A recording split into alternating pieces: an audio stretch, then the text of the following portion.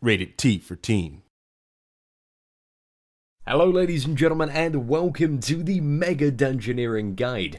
This is a fairly in-depth guide, mainly aimed at kind of new and returning players in regards to what are dungeons in Rift, how do they work, how can I get the most out of them, how can I succeed in dungeons, and all importantly, how can I have fun in dungeons and all that stuff.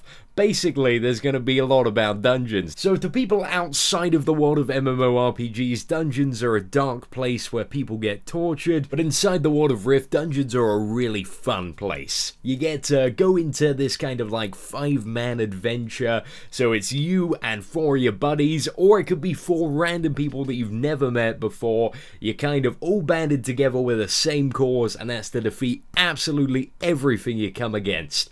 So you usually fight like a slew of trash mobs, or kind of like, what do we call them, non-boss encounters. You can't call them trash because, hey, somebody worked hard to make those mobs, so you don't want to call their work trash, you know? Gotta appreciate that. And then you get to these bosses, and you fight the bosses. You can get all sorts of amazing loot and items. One of the questions that the new players might have is, how do I get involved in dungeons and at what level can I get involved? So the shortcut to bring up the looking for group tool is I, or alternatively you can go to the left hand corner, activities, and then whip up the looking for group tool via there. I just closed it then, but it's open again. So there are a couple of things in this looking for group tool I'm going to quickly explain. So there are available roles. Obviously there are 4 roles in a dungeon. So there's tank, healer, damage, and support. There's usually 1 of each, apart from there are 2 damage. So 1 tank, 1 healer, 2 damage, and 1 support. And that's kind of how the dungeon finder kind of groups people together. Often the support role is rarely used as a support role. It's usually used as a 5th damage role, just due to the fact that most healing specs don't actually need that level of support in a dungeon at the moment. So you'll only find that kind of when new content comes out, and dungeons are a bit harder, and the healer, you know, might be struggling on some bosses. But if you are queuing for support, it's always nice and courteous if, like, you do tick that box and you're queuing, that you do have a support spec and can help support if the healer is having trouble. So for anybody wondering what all these different specs are, tanking is basically to protect your allies.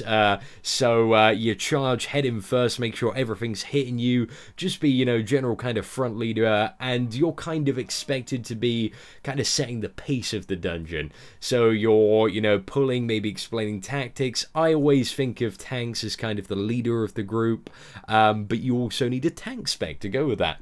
Healing is healing people up, just making sure everybody's alive.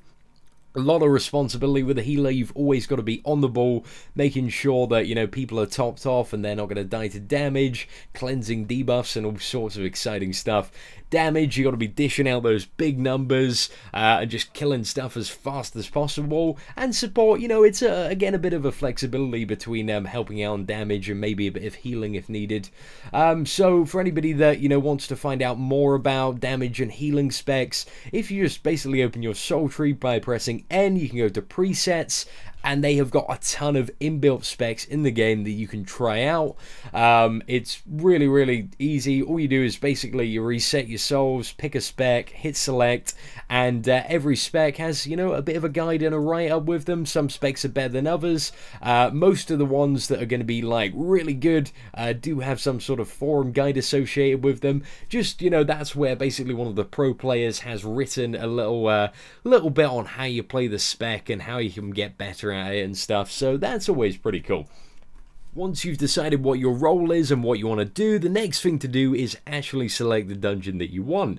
So for most people, most beginners, the only thing you're going to see on this interface is a random normal dungeon. So this is basically just going to put you in a completely random dungeon within your level range, unless you click Q as mentor. So basically what mentoring does is it allows you to be mentored down. So for example, my level at the moment is 65. So if I went into a level like 15 dungeon, I would just instantly kill anything. But using the mentoring tool, I can mentor down to level 15, and then, you know, the level 15 dungeon would be at my equivalent difficulty. and I'd get equivalent XP to as if I was killing level 65 mobs-ish if I, you know, went and did that level 15 dungeon. So that's also another fun feature that Rift has. Once you kind of slightly out-level dungeons, you can just click on this Q as mentor, and that will mentor you down to the equivalent difficulty of that dungeon. So you can click on random normal, and doing a random dungeon gets you bonus XP and also money. If, however, there is a certain dungeon you really, really want to do, all you have to do is search for that dungeon by clicking, you know, this little arrow in the bottom that says specific dungeon, and then you can go through the log of dungeons, you know, once you surpass the level that you can queue for them.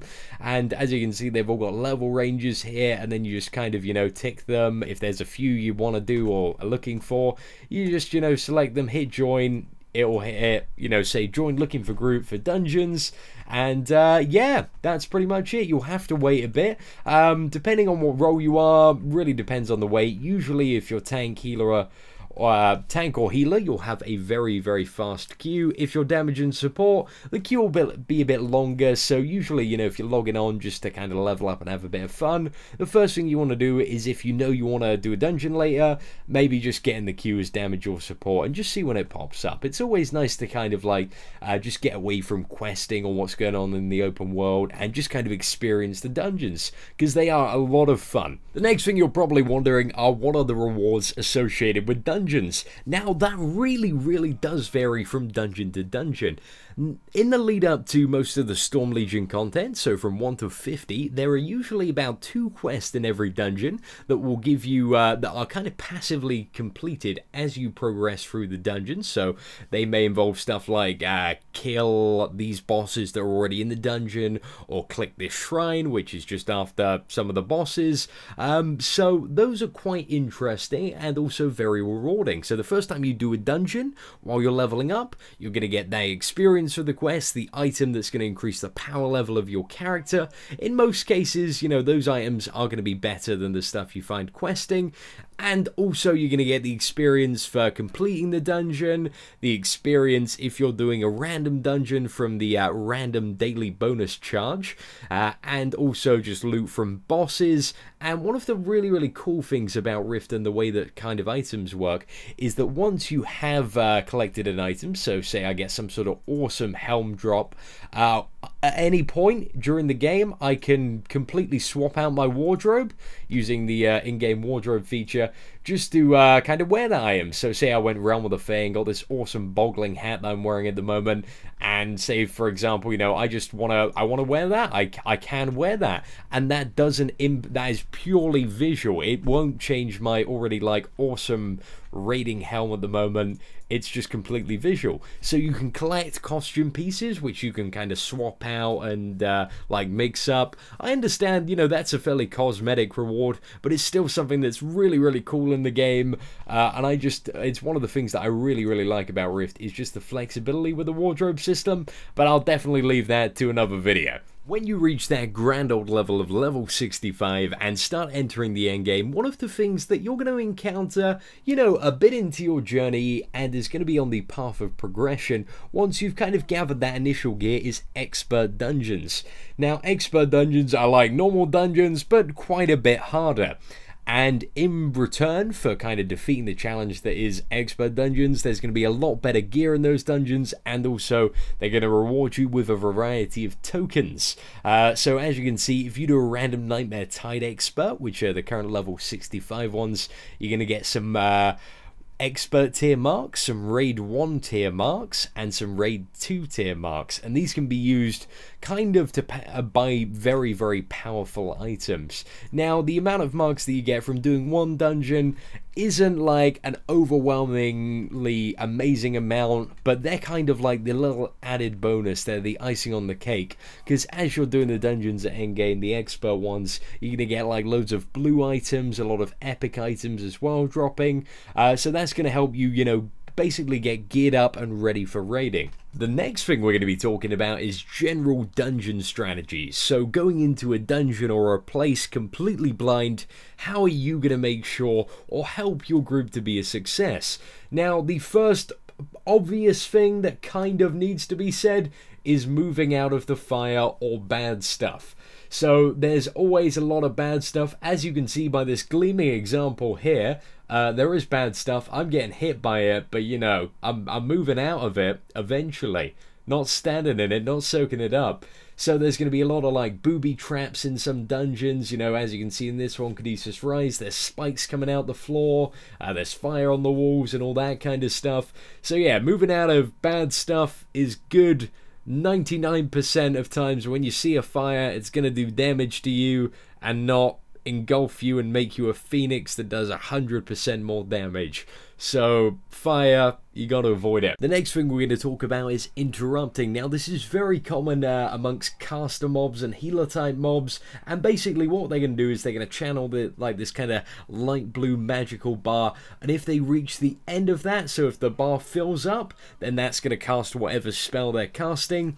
Most tanking specs and also DPS specs do have an ability that's off the global cooldown, which you can just press and it will interrupt whatever they're casting. Now, interrupts aren't really that important on trash mobs like you see here, but when it comes to the big bosses, it's really important that you get every interrupt that you can, because in a lot of cases that's going to mean less damage for your group, it's going to make the healer's life easier, and also, you know, sometimes it means the boss doesn't heal and stuff. So basically interrupting, again, 99 times out of 100, it's going to be a really good idea to interrupt, unless everybody in your group's going, no, don't interrupt, but that will be an extremely rare scenario. Other not as common but still quite common mechanics involve stuff like cleansing, which is basically when somebody gets some sort of purple debuff on them. You'll see it on the raid frames or in the party. This is usually the healer's job to press their cleanse button and remove it, because again, 99 times out of 100 it's probably going to be something bad. We also have purging, so a lot of the cleric specs, rogue marksman spec, warrior void knight, necromancer for the mage, and also dominator for the mage have an ability called purge, which basically removes like buffs from enemies. So if they have like some really bad buff where they're, for example, using like something like heat wave, where it increases their casting speed by 50%, so they're dealing double damage on like a boss fight or a trash mob like that, you might want to come prepared with somebody that can purge that, because that's just going to make, again, the fight or encounter a lot easier on the healer. The next thing I've put down is damaging stuff that needs to be damaged. Now this does really vary from fight to fight, and it usually takes you like a try or two to figure out what needs to be damaged. But for example, some fights the boss will go immune or take heavily reduced damage and summon some adds, or maybe an add will spawn that deals loads of damage and is very threatening. As you can see, this boss kind of like spawns a load of little adds and kind of goes almost immune to damage, so you just quickly need to nuke down a few adds to get rid of the damage reduction, and voila, the boss dies. You know, it's just varying on boss to boss, but it's a common mechanic, so just look out for additional stuff in the fight that may need to be killed quite quickly. The next mechanic is called line of sight. So some bosses possess extremely powerful attacks or abilities that if you get hit by them, you are going to die or just take so much damage. So the only way to avoid these abilities is to actually get out of the line of sight of the boss. So this basically means putting a wall between yourself and the boss. Like you can see, he's doing a big explosion. I hide behind the corner to avoid that explosion, and when that's over, just quickly come out and I know that I'm safe. So this again is a very rare mechanic, but it's always useful to be aware of your surroundings and kind of where you're battling. If there is like a really lethal mechanic, just kind of think, you know, maybe I might be able to line of sight this. Now, a couple more tips for new dungeoneers. I'd probably say one of the most crucial things to having a successful group is get some conversation going as soon as you're in the group. So, you know, if you've queued up with 4 random people, always introduce yourself with a friendly hey, hello, what's up dog, or basically whatever is your style of greeting. You know, it kind of helps break the ice, get some conversation flowing, especially if you're new to that dungeon. You can then kind of branch on and then ask the party, basically, you know, it's your first time here, I don't know any tactics, would somebody mind telling me, like, a couple of points about the next boss, what I need to look out for? And it can be a gateway into making friends, which is always fun. Friends are fun, yeah. And finally, I'm going to finish off this video with a few top tips for expert dungeoneers, so people who really want to kind of, you know, tackle the expert content head on. The first point I have here is get awesome at your class. You can use the in-game preset builds, like I would probably say a good 80% of these, especially when you get to end game, are pretty decent. They're gonna work. Like the ones that have forum guides, as I mentioned earlier, are going to be the better ones, and you can also, you know, go to the forums, read what all the top players are doing, and get really, really good at the class. And when you go into a dungeon, you're being a boss, you're being a thug, you're winning on the DPS, and your group's doing, like, all this sorts of good, and you're slaying dragons and all that stuff, you're just gonna generally have a better time than if you like going there really unprepared with a build that you don't really understand. So find a spec that you enjoy, get really good at it, and you're gonna have a much, much better time. The next point I have is consumables. To make any run easier, you are going to want to use consumables. So that's stuff like power stones, oil stones, weapon stones, which will basically give you a solid increase to kind of your stats. So power stones, for example, give you more spell power if you're a caster. Weapon stones, more attack power. You can use stuff like vials to increase your kind of base stats. You can get more damage, you can get more healing, you can get more endurance. Basically, just have a look on the auction house, what's available. You can craft them for, you know, a fairly decent price, and especially if you're just stepping into expert dungeons and you want to pull that bit more weight, definitely have a look into some of the endgame consumables available, as they're going to be a big help to you. My next top tip would be to find a guild that is at that level of running and kind of progressing, but also kind of getting quite good at dungeons, so you can play with players on a similar level who are kind of learning dungeons, they want to get better, and that allows you to basically work together as a common goal. You want to get the dungeons on down, you want to get them on farm, you all want to get loot and help each other so that you can gear up for the next step, which are raids. And it's just going to be beneficial overall, because you can like make friends, you can get like your buddies geared up who are going to help you in the raids. And also, you know, it's going to make the dungeons quicker if you want to farm more loot and stuff, and just overall, you know, a bit of a smoother experience. So I definitely suggest getting yourself in a guild, because, you know, that's what MMORPGs are all about, the massive multiplayer. Yeah, that's it, buddy. And the final thing I want to talk about, of course, is maximizing your rewards. So how do you get the most out of dungeons? As you can quite clearly see, the endgame expert dungeons do reward an amount of currency. However, this currency can be increased, the amount of it you get, by a variety of various perks. So one of the added benefits, as well as being in a guild, that you get the players, you also get the guild perk called Cash Finder, which gives you a 5% increase to all of the stuff that you get. If you've got stuff like a patron pass going on at the moment, you'll get a total of 55% increased currency, apart from the best in slot marks, which you can't get an increase on with the patron perks or any of the store vials.